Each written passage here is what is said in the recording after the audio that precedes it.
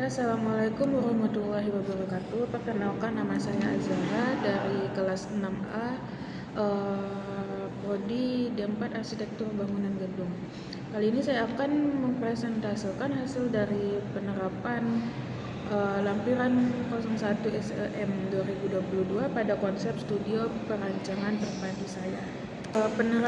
Penerapan penilaian kinerja bangunan gedung hijau pada perancangan sekolah menengah kejuruan meliputi dari 7 parameter.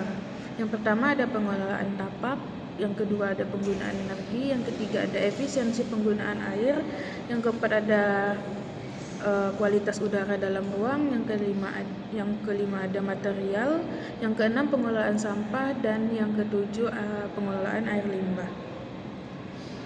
Penerapan 7 parameter BGH ini pada konsep studio perancangan terpadu yang membahas bagaimana prinsip perancangan sekolah menengah kejuruan dengan konsep arsitektur hijau.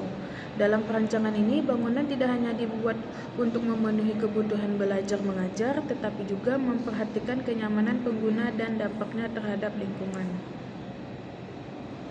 Melalui penerapan pengelolaan tapak, penggunaan energi, efisiensi air, kualitas udara dalam ruang, penggunaan material, pengelolaan sampah, serta pengelolaan air limbah yang diharapkan rancangan sekolah dapat menjadi bangunan yang lebih hemat energi, sehat, dan berkelanjutan.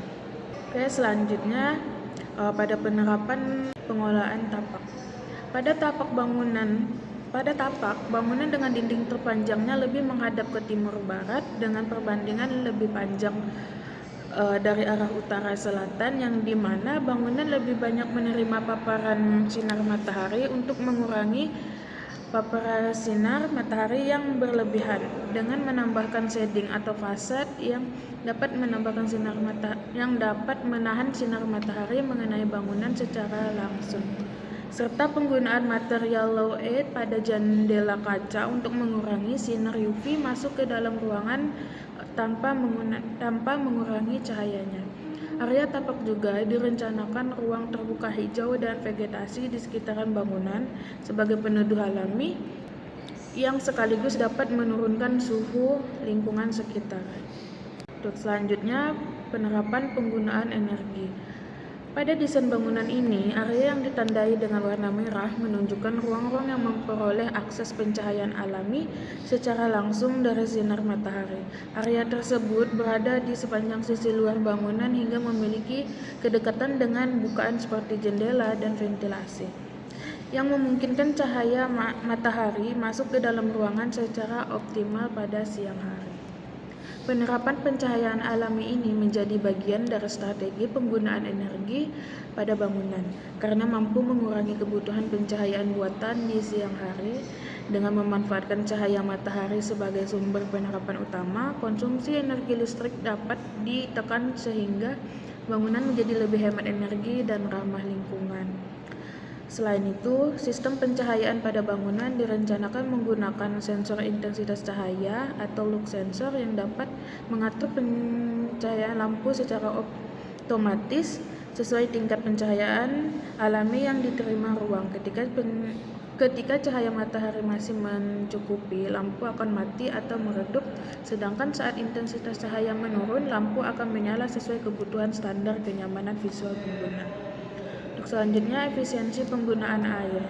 Pada desain ini, sumber utama kebutuhan air bangunan berasal dari jaringan PDAM yang didistribusikan melalui jalur pemipaan menuju seluruh ruangan dan fasilitas bangunan. Jalur distribusi air ditunjukkan dengan garis hijau putus-putus yang menghubungkan area-area pelayanan sehingga kebutuhan air pengguna dapat terpenuhi secara merata dan efisien. Selain penggunaan air PDAM, desain juga menerapkan sistem penampungan air resapan yang ditujukan pada area berwarna merah. Penampungan ini berfungsi untuk menampung dan meresapkan air hujan ke dalam tanah sehingga dapat mengurangi limpasan air permukaan dan membantu menjaga keseimbangan air tanah pada kawasan.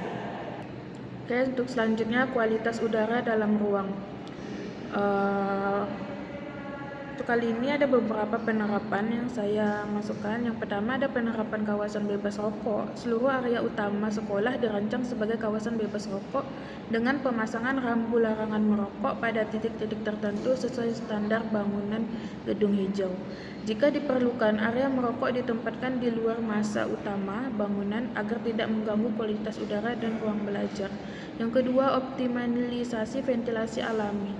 Penataan masa bangunan dan bukaan jendela dirancang untuk memaksimalkan sirkulasi udara silang atau cross ventilation.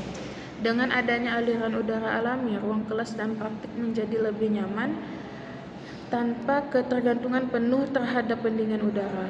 Yang ketiga, kenyamanan dan kesehatan penggunaan bangunan. Dengan kualitas udara yang baik, pencahayaan alami, dan suhu ruangan yang nyaman, lingkungan belajar menjadi lebih sehat dan mendukung aktivitas siswa serta guru dalam proses pembelajaran. Selanjutnya, penggunaan material.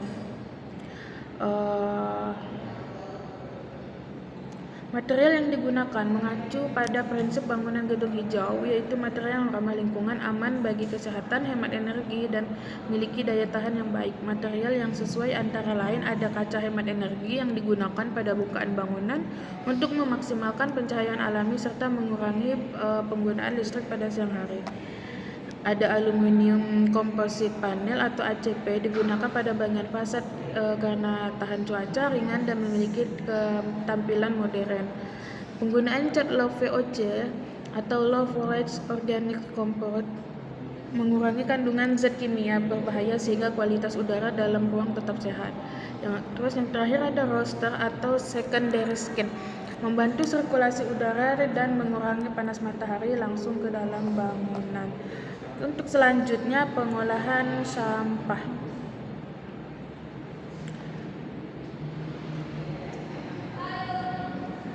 Pada aspek penerapan ini, saya menggunakan prinsip 3R, yaitu reduce, recycle, yaitu sistem pengolahan sampah dirancang untuk menciptakan lingkungan sekolah yang bersih, sehat, dan ramah lingkungan. Yang pertama ada pemisahan jenis sampah. Penyediaan tempat sampah terpisah membantu proses pengolahan sampah menjadi lebih efektif dan mendukung kegiatan daur ulang di lingkungan sekolah. Yang kedua ada penerapan prinsip 3R.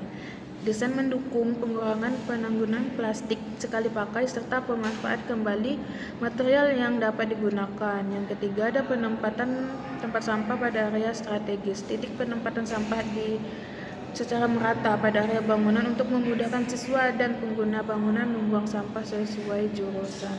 Untuk yang terakhir, pengolahan air limbah. Sistem jalur pembuangan limbah ini terpusat dari air limbah dari toilet, wastafel, kantin, dan ruang praktik dialirkan melalui pipa menuju area pengolahan limbah sehingga pembuangan lebih teratur dan aman.